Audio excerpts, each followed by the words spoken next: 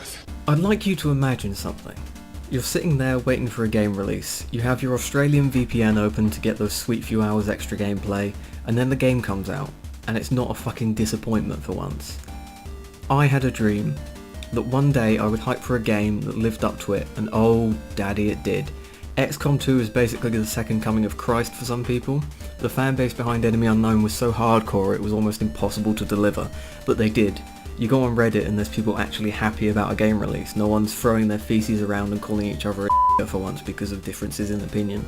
Now that's not to say there's no negatives, and I'll get to those later, but fuck me with a broom handle, this is a good game. Take the solid foundation of Enemy Unknown and then almost objectively improve it across the board, and you get Xcom 2. Okay, I'll stop sucking this game's dick for a second and actually start to review it. Gameplay. The turn-based, cover-based strategy still remains the same, but with a few tweaks that make it way better, like concealment, hacking, hats. Speaking of hats, this game has some sweet customization, because most people when playing Enemy Unknown would form a bond with their soldiers, and you'd be genuinely sad when Dave Smith dies, even if it's his own fucking fault that he missed that 80% shot. And you can take it either way too, you can go full tactical, you can have a big black dude in bright pink armour with green hair. Here, look at some of my creations. Daddy issues, I'd like to see your manager please. Keith. The world is your oyster, especially since, guess what? Huge amounts of mod support. We even got release mods from Longwell Studios. This is going to be like a Bethesda game. We'll be fighting Macho Man Randy Savage with dildo swords in no time. Now graphically this is where the problems lie, and you might be thinking, hey, it's about gameplay not graphics. Well, shut the fuck up bitch, let me finish. This game runs like shit. And from what I can tell, it's like this for almost everyone. I'm talking drops to like 15 FPS in certain situations.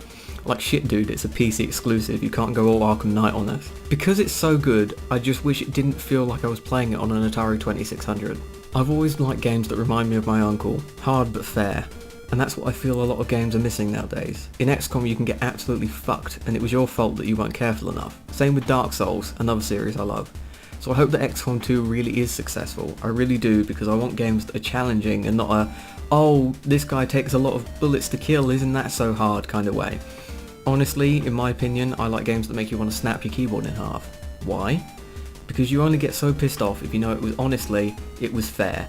You could have avoided the thing that killed you. They also happen to be games that you can master, or you can absolutely suck at. Because it's all learnable, and that is a huge praise for Xcom 2. I want to buy a house with Xcom 2, hold it in my arms and tell it I love it and never let it go, even if our parents don't approve. One thing with this game that I wasn't expecting was for it to actually have a reasonably good story. Like, it's not great or anything, but man, fuck aliens coming to my planet, raping all my women. Me and Central fucked all of you, in a metaphorical sense of course. It just had a story with better characters and more player involvement than Enemy Unknown, and they even made the returning characters more awesome. Like, I'm not going to ruin anything, but both Central and Council Dude are just badass at certain parts of the campaign. So yeah, if this game even slightly looks like your kind of thing, then buy it. 9 out of 10 Tigans.